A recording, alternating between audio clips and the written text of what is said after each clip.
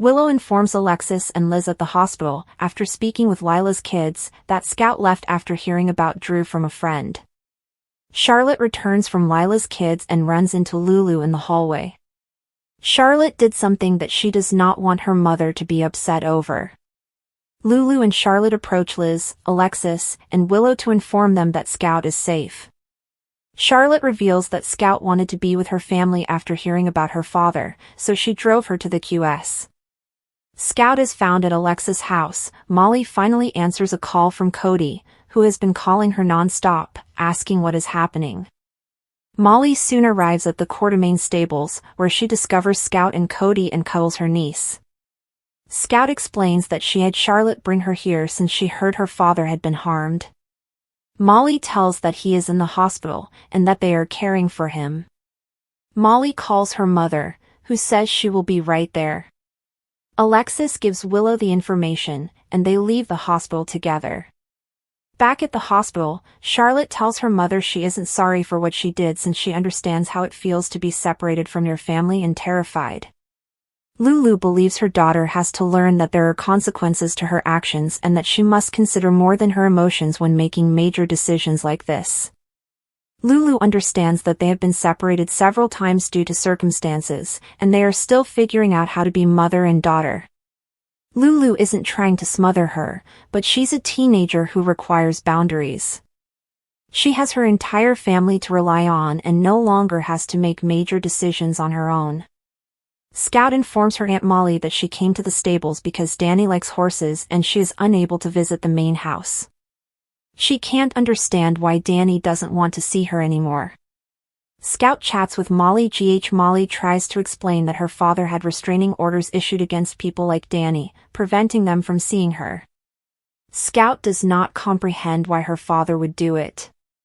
Molly claims her father only wants the best for her, but Scout exclaims, "That's not true anymore. If he did, he'd let me see Grandma, Aunt Chrissy, Grandma Monica, and you." Alexis and Willow enter, and Scout embraces her grandmother.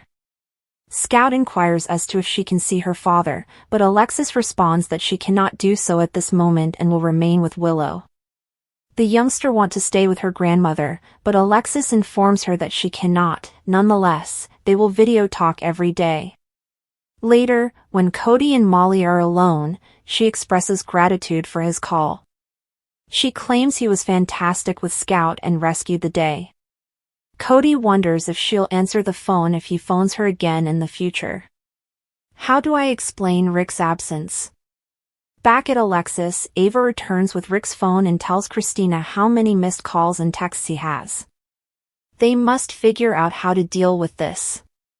Christina advises that her mother create legal statements to send to his clients and colleagues, claiming that he is taking time off and leaving his personal life to them.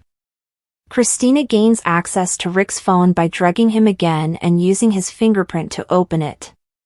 She then changes all of his passwords to 666. They start making up a story, claiming Rick has gone on a digital detox at an elite resort. Alexis soon returns and updates Christina on Scout. She also mentions Molly attempting to contact Rick, prompting Ava and Christina to clarify their dilemma. Christina reads a draft of an email Rick sent to Molly for her mother to edit. Who are the primary suspects in Drew's shooting? In Anna's office, she, Chase, and Dante discuss the possible shooters for Drew. Nina, Michael, Willow, and Alexis are Anna's primary suspects. They track down Drew's whereabouts up until his shooting, taking into account the rainstorm, to limit it down to around a 40-minute time frame during which he was shot. Sonny's name is mentioned, but they conclude that this does not feel like a professional hit, and Jason has also left the country. Anna begs for more suggestions. Chase mentions Curtis, and Dante brings up Tracy, who was discovered at the scene of the crime. Chase trusts Tracy's tale about being there on Monica's behalf, but notes that they still don't have a gun, and Tracy was the one who contacted 911. Anna claims that, while she does not believe Tracy did this, she could be covering for the person who shot Drew. In his office, Jack yells at someone on the phone to get in and pull their agents out, as they could be dead already. Jack gets another call, urges the individual to maintain the pressure on Colette, and says he'll try a different approach. Jack requests to speak with Valentine via video. Jack wants to strike a deal, so he gives him a photo of Colette and asks who she is. Jack offers him time outside with a guard as an inducement to reveal what he knows, claiming that Colette took it upon herself to fire at him in Prague. Valentine confesses that when he met Maria, she was a double agent who worked for Faison. Jack mentions Faison's death, but Valentine claims his organization continues on, and he isn't about to expose who is in charge without more concessions from Jack. Valentine wishes to be moved to an American prison. Jack cannot get him that, but he can assist him in other ways. Who will survive the 5 Poppy Challenge? Pascal informs Joss and Vaughn that they will be Professor Dalton's test subjects for cold fusion, primarily to assess whether they can prevent radiation leaks at safe levels around humans.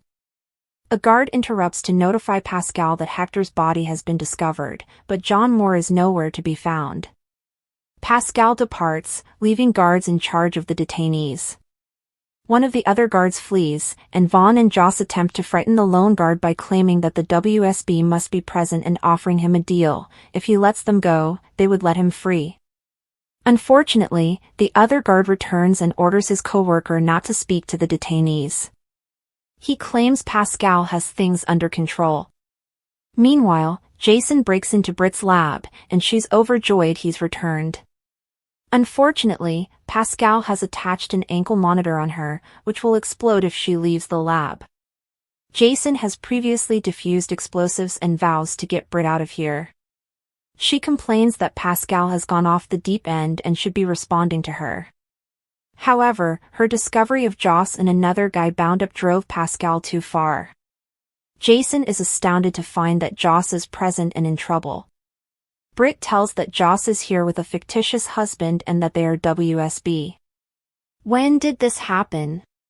Jason asks Britt where Joss is now, but she has no idea. They may have been relocated, but she informs him they were previously in an adjacent room and hands him the keycard. Jason takes off, but not before pledging to return. Pascal soon returns to the lab to inform Britt that the site has been infiltrated and that they would be transferring to a new location. However, she will not accompany them. Jason bursts into the room where the guards are keeping Vaughn and Joss and attacks them. A guard drops a knife, which Vaughn grabs. In the final moments of the show, Lulu assures Charlotte that she would drive her back to Lila's kids so she can tell Mrs. Larson what she'd done. She's also been grounded for a month and lost her driving privileges. Charlotte believes it's worthwhile to assist Scout. In the stable, Molly advises Cody not to call her after all they've been through with Christina and Ava. She says if he lands in an emergency, he can call, but otherwise, it's goodbye. She walks out. At Alexis' house, the lawyer approves Christina's letter to Molly. Willow, on the other hand, will be pressuring Rick to move her visitation case forward. Ava has a plan for killing 2 birds with 1 stone. At the PCPD, Anna informs Dante and Chase that they must bring Michael and Alexis in to find out where they were last night. Liz immediately calls Anna, informing her that Drew is waking up. In his office, Jack promises Valentine that he will make sure he sees Charlotte in person. If he can do it, Valentine promises to give Jack a name. At the complex, Jason battles with the guards as Vaughn uses the knife to rescue himself and Joss. Finally, Pascal tells Britt that he's convinced the boss she's more trouble than she's worth, so he set her ankle monitor to blow up within 1 hour. General Hospital teasers indicate that a preview clip has been released for Tuesday, September 9, 2025. It portrays Britt Westbourne striking a deal. Jacinda is back to collect. Additionally, Jack Brennan threatens Lulu Spencer. Continue reading and let's discuss what's coming up on the ABC soap show.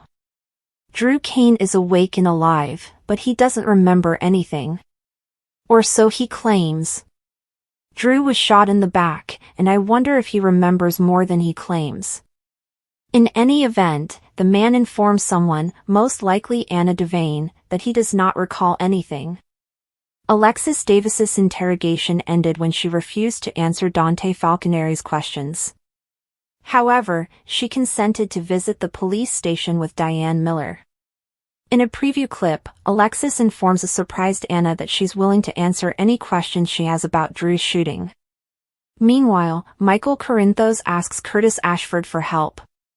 The stranger informs Curtis that he knows where to find her, referring to Jacinda. Speaking of Jacinda, she has arrived to collect additional funds from Portia Robinson and Nina Reeves. Lulu Spencer threatened General Hospital spoilers for Tuesday, September 9th suggests that the preview tape also depicts Lulu fighting Jack. Lulu appears to break huge news while also facing a significant threat. In a teaser clip from today's show, Lulu asks the WSB boss if it is a threat.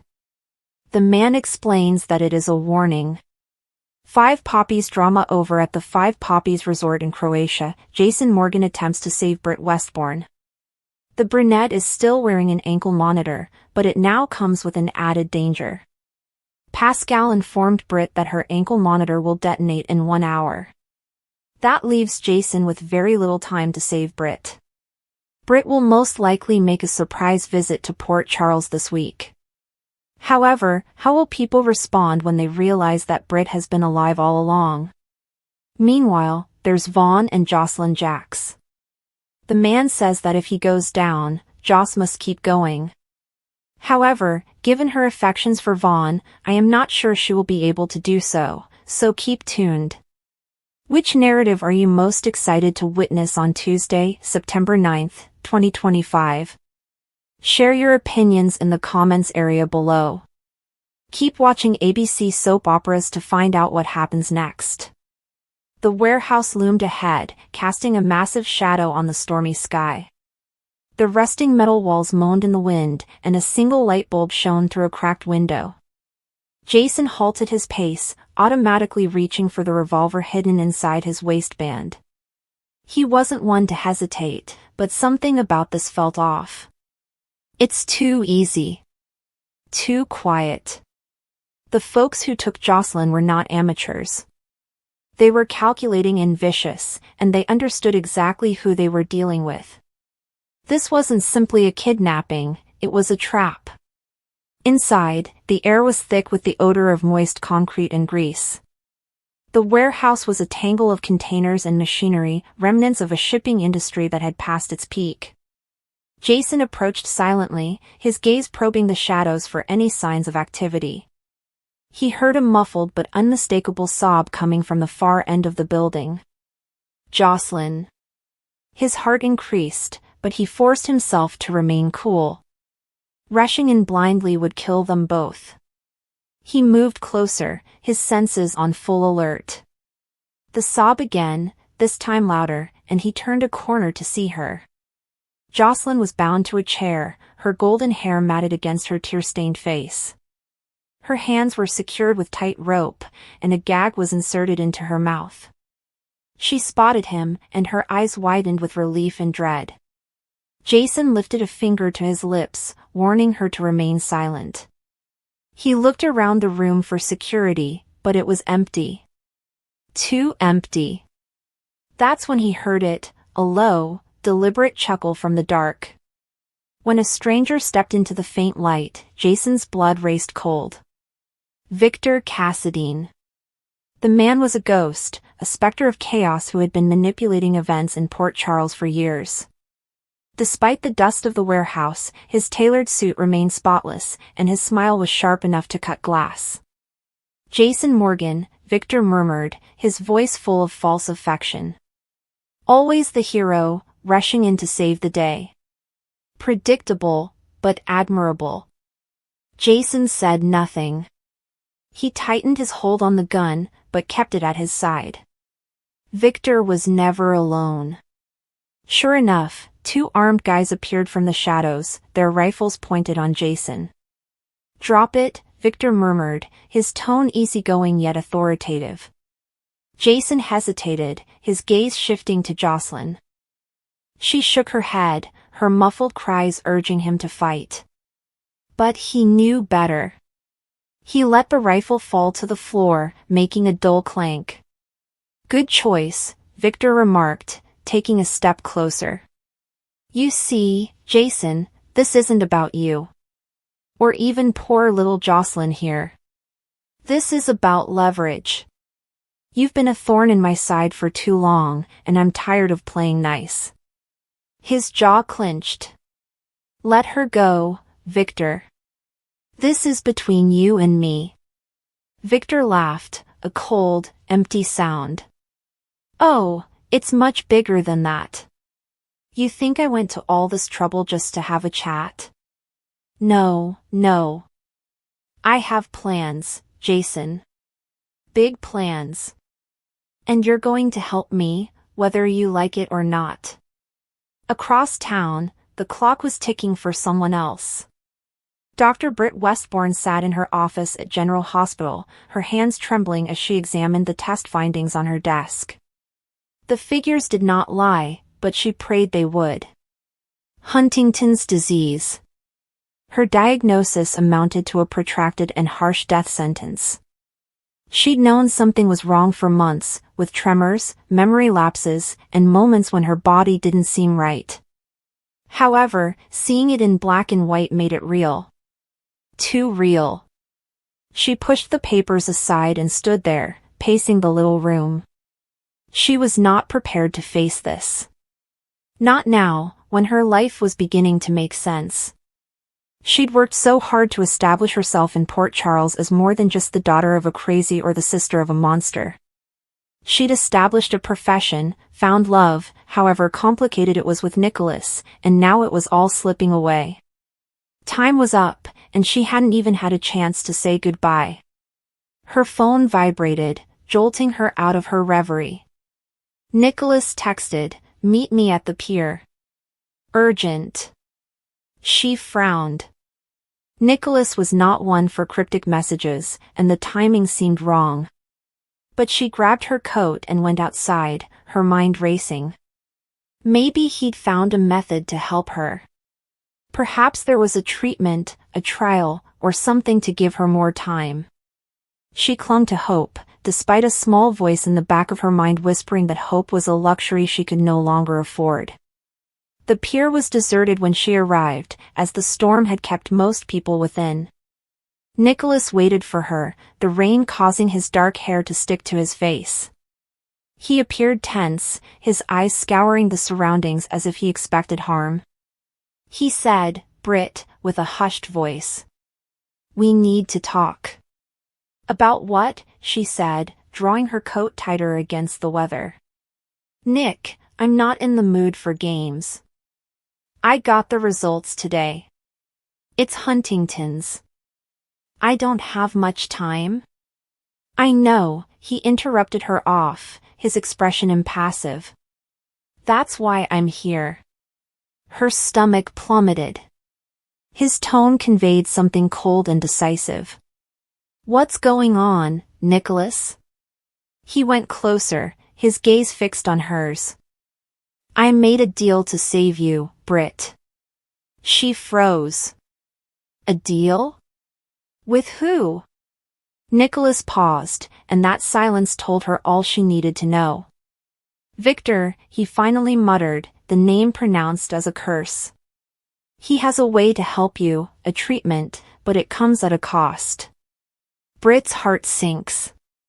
Victor Cassadine did not strike bargains out of benevolence. Whatever Nicholas agreed to would cost them both more than they could afford. "What did you do?" she asked in a whisper. "I did what I had to," Nicholas admitted, his voice breaking. "I can't lose you, Britt. Not now. Not ever." She wanted to shout, telling him he was an idiot for believing Victor, but the words stuck in her throat. She was desperate, too. Desperate for a chance to survive, fight, and have a future. And her desperation made her equally guilty as Nicholas. Back in the warehouse, Jason was running out of alternatives. Victor's men had chained his hands, while Jocelyn remained tied to the chair, her eyes wide with horror. Victor paced in front of them, his hands clasped behind his back, like a general addressing his soldiers.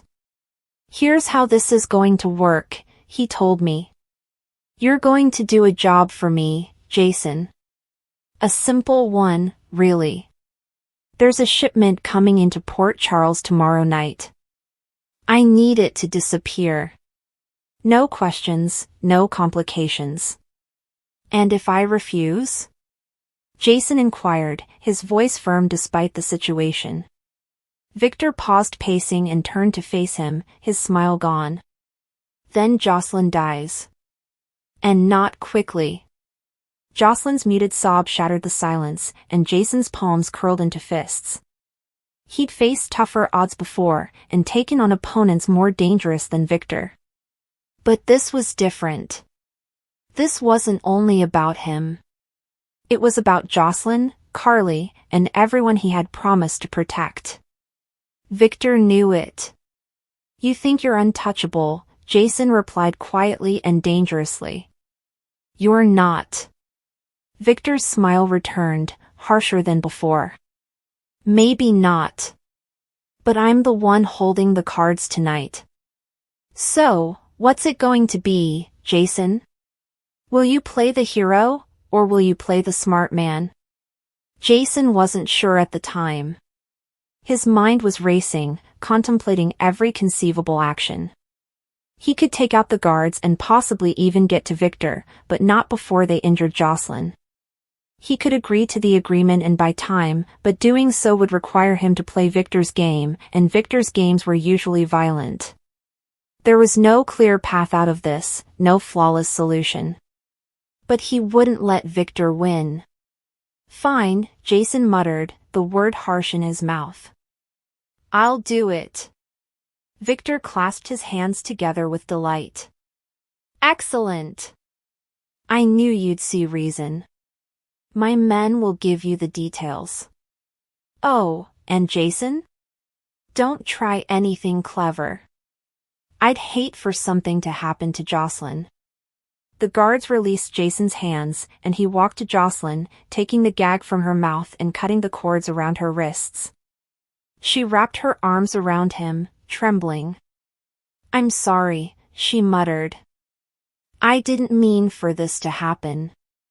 It's not your fault, Jason replied, his voice steely. We'll get out of this, I promise. But he knew it wouldn't be that easy. Victor was far from done with them. And across town, Britt and Nicholas were about to learn the same thing. The devil always gets his just due, and at Port Charles, the price was usually larger than anyone expected. As Jason escorted Jocelyn out of the warehouse, the storm raged on, wiping away the blood and the night's promise. But the threat wasn't over. Victor's plot was underway, and Jason, Britt, and Nicholas were all ensnared in its web. Time was running out, and their next decisions would determine whether they survived, or became just another fatality in Victor's game. The tension inside the hospital had been building for days, and Britt could feel the weight of her decisions bearing down on her shoulders. The agreement she made with Jacinda was hazardous, bordering reckless, but it was the only way she could obtain the information she required without exposing herself. The corridors of General Hospital were alive with silent rumors, whispers echoing down the halls, but Britt knew better than anyone that information came at a cost. And Jacinda's was never cheap. Jacinda had made it clear from the beginning that this was not charity. She was astute, analytical, and always 2 steps ahead. Britt had agreed to give her access to classified patient files in exchange for a single piece of information. The one secret Jacinda promised would transform the entire power dynamic between Brennan and Lulu. Britt didn't want to be involved in their personal conflict, but she had no choice. She needed leverage, and Jacinda offered results. But as the sale was finalized, Britt felt the ground shake beneath her. Jacinda collected faster than Britt had imagined. Within hours, she was making movements, contacting people who should not have known her identity, and arranging a chain reaction that Britt had not fully anticipated.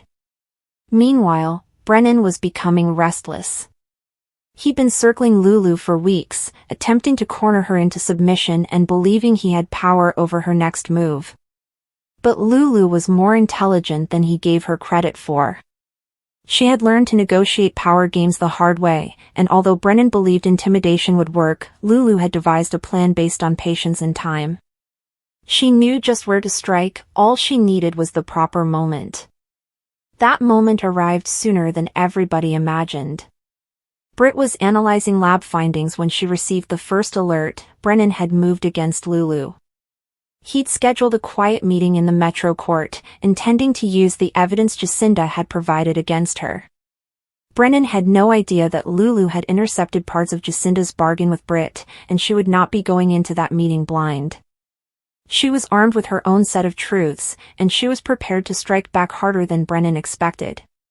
By the time Brennan arrived at the suite, Lulu had already arrived, sitting comfortably with a glass of wine in hand and a carefully neutral expression. He attempted to play it cool, claiming he had the upper hand, but Lulu saw through his facade right away. She didn't flinch when he slipped a manila package over the table, containing damning materials intended to corner her. Instead, she opened her phone and showed him a digital recording, which Jacinda had not expected anybody else to have. Britt had given Lulu just enough to keep her safe without exposing herself? At least not yet. Brennan froze as he realized Lulu knew more than he suspected. His warnings were meaningless, and for the first time in weeks, Lulu felt confident enough to respond. She leaned forward, her voice low but steady, warning him that if he didn't back off, she'd hand over all he was hiding to the authorities. But Brennan was not the sort to retreat. He concealed his irritation with a tight smile, trying to concede while quietly altering his tactics. He had pals that Britt was unaware of, and one of them was Jacinda, the unpredictable, deadly Jacinda. Jacinda's participation in this was more complicated than anyone expected. On the surface, she appeared to be nothing more than a collector, providing information, exchanging favors, and walking away richer. But beneath that polished facade, she had her own purpose, which was linked to Brennan's wider plan. Britt hadn't considered that when she made the contract, and now she realized her mistake could cost everyone far more than she bargained for. Later that night, Britt approached Jacinda in the parking garage, the dim fluorescent lights forming harsh shadows on their heated conversation. She sought answers, questioning why Jacinda given Brennan leverage without informing her. Jacinda, as calm and composed as ever, simply smiled and claimed she was balancing the scales. Britt despised that response. It meant Jacinda was playing both sides, feeding Brennan just enough to keep him interested while giving Lulu bits of truth to keep her fighting. Jacinda thrived in the pandemonium that had been purposefully created. Back inside the hospital, Lulu walked the empty waiting room, repeating every word from her encounter with Brennan. She knew it wasn't over. Brennan was not the type to take humiliation lightly, and she could feel the pressure build around her. However, she had one advantage: Britt. Britt didn't want to become involved, but she couldn't avoid it anymore. She was chained to this web, her agreement with Jacinda tying her to every consequence that followed. And, deep down, Britt knew something she hadn't admitted yet: Brennan's next move wouldn't simply target Lulu. It would target anyone who got in his way. The first strike happened the next morning. A private patient file disappeared from Britt's secured cabinet, containing information Brennan should never have had access to. Britt knew Jacinda was to blame right away, but confronting her again would yield no results. Jacinda was impenetrable. The only way to oppose her was to go ahead of her, which meant collaborating with Lulu, whether Britt liked it or not. Lulu, meanwhile, had begun to build her own discreet network. She contacted reliable pals such as Dante, Maxie, and even Chase to piece together shards of Brennan's plot. Each revelation provided a gloomy picture. Brennan wasn't simply playing power games, he was linked to something bigger, something frightening enough to entice Jacinda, Britt, and anybody else unfortunate enough to cross his path. By the conclusion of the week, the power dynamic had moved again. Brennan thought he was in charge, but Lulu's cautious maneuvering was closing in on him. Every time he tried to make a play, she was one step ahead, cutting off his resources, undercutting his allies, and exposing portions of his secrets without fully showing her hand. Britt, for her part, became the silent link between them, the only person with access to information that neither side entirely trusted but both badly required. She despised being in the middle, knowing that one bad decision could end her career, but she couldn't back out now. As tensions rose, the hospital became the epicenter of silent anarchy. Employees whispered about lost files, odd guests, and unexpected meetings. Everyone suspected something was going on, but no one dared to ask questions. Finally, late one evening, Brennan cornered Britt in her office and demanded the data Jacinda had promised. Britt stayed firm, unwilling to hand over anything without knowing his genuine intentions. Brennan's rage simmered beneath the surface, his voice low and controlled, but Britt could see cracks emerging. Unbeknownst to both of them, Lulu had bugged the office earlier, recording every word of the confrontation. By the time Brennan stormed out, Lulu had gathered everything she needed to completely turn the tables. However, victory would come at a cost. Jacinda, who was always 10 steps ahead, anticipated Lulu's intention and delivered a subtle warning to Brennan before Lulu could act. The following day, the game changed again. Brennan vanished, leaving behind shards of his enterprise and a trail of destruction for Britt and Lulu to clear up. Britt was now left with the weight of her decisions, knowing Jacinda had received exactly what she wanted. Lulu, meanwhile, stood in the rubble of her minor win, certain that the war was far from over. Brennan was not gone. He was regrouping. Waiting. Watching.